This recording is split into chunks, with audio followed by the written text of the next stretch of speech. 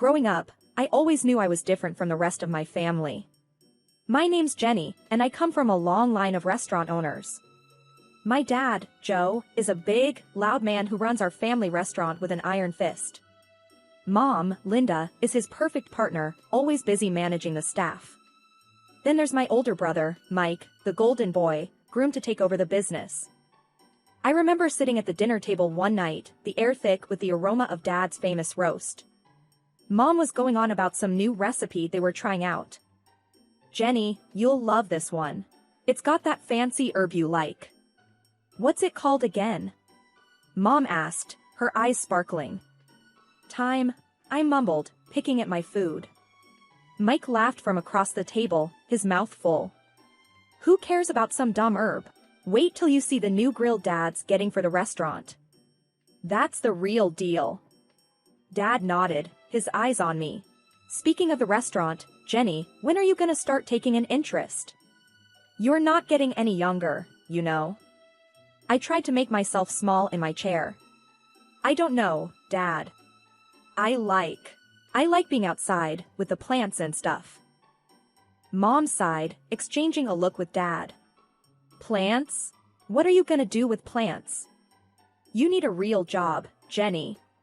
Something to fall back on." I remember feeling a knot in my stomach. It was the same conversation every time. No one in my family got it. No one except Grandma Rose. Grandma Rose lived in a small house on the outskirts of town, surrounded by the most beautiful garden I'd ever seen. She was different from my parents, gentle, patient, and she understood me in a way no one else did. I would often escape to her house, away from the endless talk of the restaurant. One day, I found her in the garden, her hands deep in the soil. "Jenny, dear, come help me plant these tulips," she said, her face bright with a smile. I sat down beside her, feeling the cool dirt on my hands. "Grandma, why don't Mom and Dad understand? I love this. I love being here with the plants."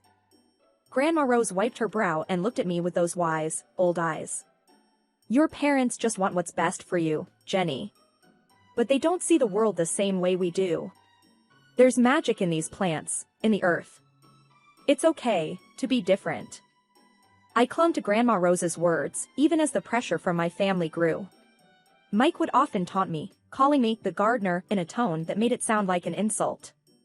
"Hey, gardener, you gonna plant some lettuce for tonight's salad?"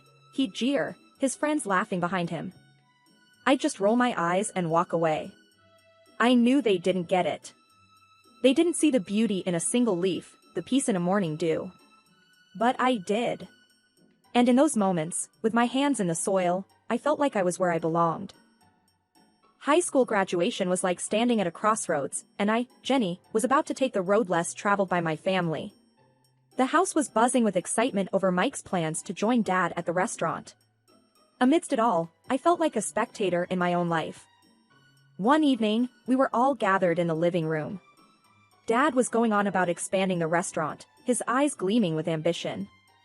"Mike, you're going to be right at the heart of this," he said, clapping my brother on the back.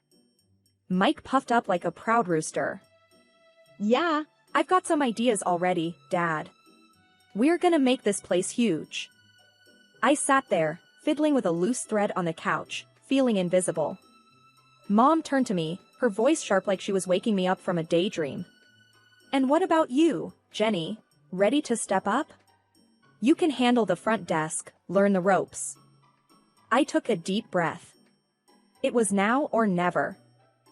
"Actually, I'm not going to work at the restaurant.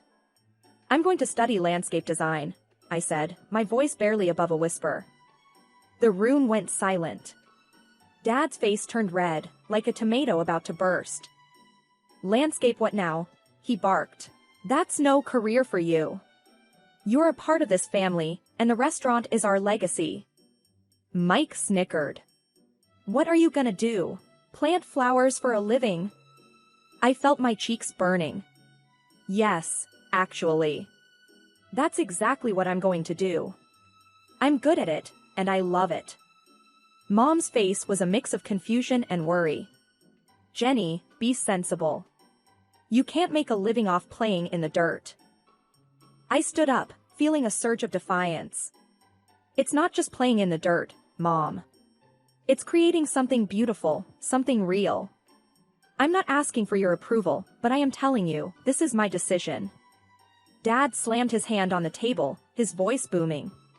If you choose this foolishness, you're on your own. Don't expect any help from us.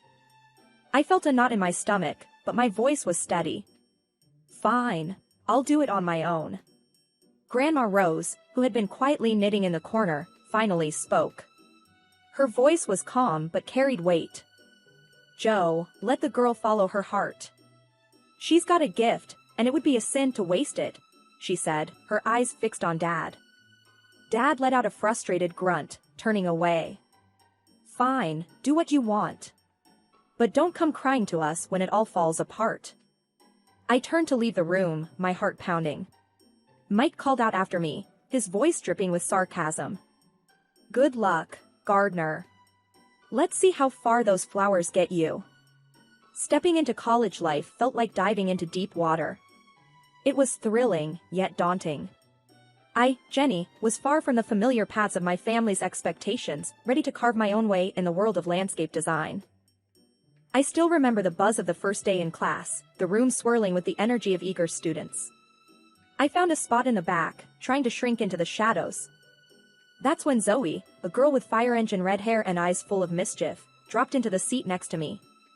Hey, there, newbie, I'm Zoe. First-timer in landscape design? I gave a shy nod. Yeah, I'm Jenny. It's all a bit overwhelming. Zoe's laugh was loud and genuine. You'll fit right in. Wait till you get your hands into the real dirt. It's epic. What dragged you into this world? I hesitated, the sting of my family's disapproval still fresh. I've always loved plants, the outdoors. It's where I feel right, you know. Her grin widened. Perfect place for you then. Classes were a whirlwind of learning and creating. I was absorbing things like a sponge, from the science of soils to the art of design. I was finally speaking a language I loved. After one particularly intense session, Mr. Davidson, our professor, a man as tall and sturdy as an oak, called me over. Jenny, your designs, there's something else. You've got a real knack for this, he said, his voice serious but encouraging. I was stunned. Really? Thank you, Mr. Davidson. I'm just trying to do my best. He leaned forward, his eyes piercing. There's potential in you. Don't let it go to waste. Push harder. His words became my mantra. I started to live in the studio, my designs becoming more ambitious, more expressive. It was exhausting, but exhilarating. But even in those moments of joy, a part of me yearned for my family, despite everything. One quiet evening, I gathered the courage to call home. The phone rang, each tone heavy with anticipation. Finally, Mom's voice came through, sharp like a knife's edge. What do you want, Jenny? Her tone stung, but I pushed on. I just wanted to check in, see how everyone is. She snorted, her voice dripping with scorn. Oh, now you care?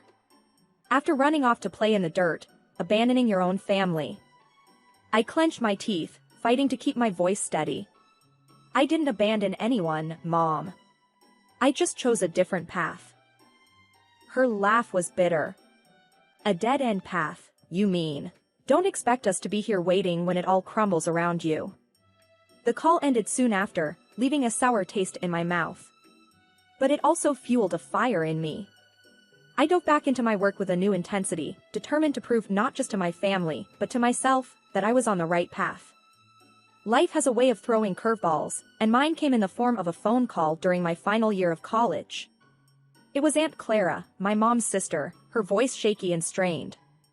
Jenny, it's about your Grandma Rose. She passed away last night, Aunt Clara said, her voice cracking with emotion. I felt the ground slip away beneath me. Grandma Rose had been my rock, the one person who believed in my dreams.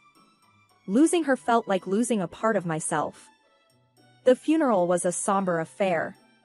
My family was there, all stiff and formal. Dad, Mom, and Mike looked like strangers to me. After the service, I overheard Mom talking to Aunt Clara. I still can't believe she left that house to Jenny. What's she going to do with it? She can barely take care of herself, Mom said, her voice dripping with disapproval. I felt a surge of anger but bit my tongue. I didn't want a confrontation, not there, not then. The will reading was a few days later. Grandma Rose had left me her house, the beautiful garden haven where I had spent countless hours. My family was shocked, their whispers sharp as thorns. Why would she leave it to Jenny? She's never around anyway, Mike muttered under his breath. Dad's face was like thunder. This is ridiculous. That house could have been sold, put money into the restaurant. I stood up, my voice steady but firm. Grandma knew I loved that house, that garden. It was where we spent so much time together. I'm going to keep it, just as she wanted. Mom's response was cold and harsh. So, you're just going to live there alone, playing in the dirt? What a waste. Their words stung, but I had made up my mind. I moved into Grandma's house, immersing myself in the garden she had loved so dearly. I started renovating the place, pouring my heart into every plant, every flower bed. As the months passed, I transformed Grandma's garden into something truly special. It became my sanctuary, a place where I could be myself, away from the judgment and expectations of my family. The day the invitation to Mike's wedding arrived at my doorstep was a day of mixed feelings. It was a fancy piece of paper, golden letters against a white background, representing a part of my life I had left behind. Staring at it, I felt a storm of emotions churn inside me. I decided to go, but on my terms. I dressed in a way that felt true to me, elegant but simple, a far cry from the dirt-stained clothes they remembered. Entering the restaurant, the sights and sounds of my past life engulfed me. I spotted my family across the room. Mom, Dad, and Mike, all decked out, looking like a picture-perfect family. I braced myself and walked over. Jenny? I didn't think you'd accept the invitation. Mom's voice was sharp, cutting through the noise. I came to see Mike get married. It's a family event, isn't it? I replied, trying to keep my voice level. Mike glanced at me, his smirk familiar and unwelcome. What's the matter? Ran out of bushes to trim. Decided to play dress-up for a change? I felt a familiar sting, but I brushed it off. I'm just here to wish you well, Mike. It was then that his bride, a tall woman with a haughty look, chimed in. Oh, this is the infamous gardener sister? Did you manage to scrub the dirt from under your nails, dear, or is that your natural look? Her words, sharp and mocking, hung in the air. I clenched my jaw, refusing to let her see how deep they cut.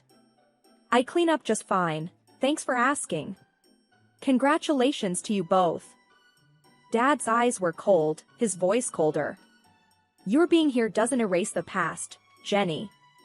You chose your path. Their words were like thorns, but I had grown a thick skin. I'm not here to rehash old arguments. Just wanted to wish Mike a happy married life. I was quickly ushered to a small table in the corner, away from the family. Sitting there, I could feel the curious stares and hushed whispers. That's the gardener, they whispered, the black sheep of the family. But as I sat there, a sense of pride welled up in me. Yes, I was the gardener, the one who had dared to follow her own path. I was no longer the shy, unsure girl they remembered, but a woman who had found her strength, who had bloomed in spite of them. My discomfort only grew as the evening stretched on. Sipping my drink, I tried to make myself invisible, but that plan fell apart when I caught the eye of some guys I knew from childhood, Mike's friends, the same ones who used to join him in mocking me. Look who's here, the family's little dirt digger. One of them, Jake, jeered as they approached, a sneer plastered on his face. I took a deep breath, steeling myself. Actually, it's landscape designer. But I wouldn't expect you to understand the difference. Their laughter was harsh, grating. Oh, listen to her, thinks she's all high and mighty now. Chris, another one, added with a scoff. I bit back a sharp retort, my hands clenching under the table. I've worked hard for my success. My job is more than just playing in the dirt. Their amusement was cut short when an elderly man at the next table interjected. He'd been listening, his expression growing increasingly disapproving. "I've seen this young lady's work. The new park downtown, that's hers. It's outstanding. Shows what you know." The group was visibly taken aback, their smugness faltering. Muttering under their breath, they slunk away, their egos bruised. Emboldened, I decided to venture out from my safe corner, mingling through the crowd, dodging glances and whispers. That's when I overheard Mike, speaking to a group of his friends. "She's always been the odd one, more into her plants than real work," Mike said, his voice laced with a mix of amusement and disdain. His friend laughed loudly. "Every family's got its black sheep, huh?" Their words were like a slap, raw and stinging. I walked away, my heart pounding, reminding myself their opinions didn't define me. As I weaved through the crowd, I bumped into my cousin Lucy, a quiet presence in our loud family. "Hey, Jenny. I've seen some of your designs. They're really something," she said, her voice sincere. I managed a small smile. "Thanks, Lucy. It means a lot, especially today." Lucy looked at me, her eyes understanding. "I never agreed with how they treated you. You're doing amazing things. I'm glad you stuck to your path." Her words were a small comfort amidst the thorns of the evening. We chatted briefly, a momentary respite from the tension. As Lucy drifted away, I returned to my corner, feeling the weight of the evening. The loud music, the clinking glasses, and the bursts of laughter around me felt like they were happening in a different world. I sat there, sipping my drink, longing for the celebration to end. The wedding night was winding down, its fancy aura overshadowed by my own tangled feelings. Just when I thought the night couldn't get any more surreal, the mayor, a distant relative of Mike's bride, took the stage for his speech. "Ladies and gentlemen, it's a delight to be here," he began, his voice booming across the room. "But tonight, I want to highlight a special guest among us, a true star in the world of landscape design, Jenny." Hearing my name, I almost choked on my drink. I stood up hesitantly, feeling like a deer caught in headlights. The mayor beamed at me. "Jenny here is the brilliant mind behind the transformation of our city park. She's a celebrated landscape designer who's won multiple awards for her incredible work. Let's give her the recognition she deserves." The room erupted into applause, a sound that felt foreign to me. I glanced at my family's table and saw them, their faces a mix of shock and embarrassment.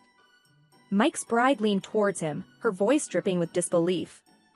"Is he talking about your sister, the gardener?" Mike mumbled something, looking like he wished the floor would swallow him up. The mayor's praise continued. "Jenny's work has revitalized our city. She's a true talent." Amidst the clapping, I felt a surge of confidence. The mayor's words were like a light, dispelling the shadows of doubt and scorn from my family. Then, seizing the moment, I decided to speak up. "Thank you, Mayor, for your kind words. It's an honor to contribute to our city's beauty." I paused, my gaze sweeping over the crowd, settling on my family. "It's funny, isn't it? How life turns out. Mike, you and your bride are perfect for each other. Your shared talent for rudeness to others is quite remarkable." The room went silent, the air thick with tension. My parents, my brother, and his fiancée blushed deep red, their shame as visible as if I'd slapped them. Mom's voice cut through the silence, sharp as a knife. "Jenny, what are you saying? This is your brother's wedding." I met her gaze, unflinching. "Just speaking the truth, Mom. Something our family seems to struggle with." Mike stood up, his face red with anger. "You can't come here and talk to us like that." I held my ground, my voice steady. "I've earned my right to speak, Mike. Maybe it's time you all listened." The confrontation ended with Mike sitting down, defeated, and the room slowly buzzing back to life. The mayor gave me a nod of respect before moving on. As I sat back down, the weight of the night lifted slightly. I had spoken my piece, stood up for myself in a way I never had before. I was no longer just the gardener or the outcast, I was Jenny, a recognized landscape designer, someone who had grown past her family's narrow expectations. After Mike's wedding, word got out about my success as a landscape designer. People were buzzing about the awards I'd won and the projects I'd aced. It felt like stepping into the sunlight after years in the shadows. And then, my family came calling. One afternoon, while I was busy sketching out a new garden design, my phone rang. It was Mom. Her voice had a sweetness to it that felt out of place. "Jenny, darling, we've been hearing so much about your work. Your father and I are so proud of you," she cooed. I raised an eyebrow. "Really? That's a change of tune." There was a pause on the line. "Well, we were thinking, maybe you could come over. We'd love to see you, catch up on things." I could almost hear the gears turning in her head. "Catch up, or catch onto my bank account," I shot back. Mom's voice faltered. "Jenny, that's not fair. We're family."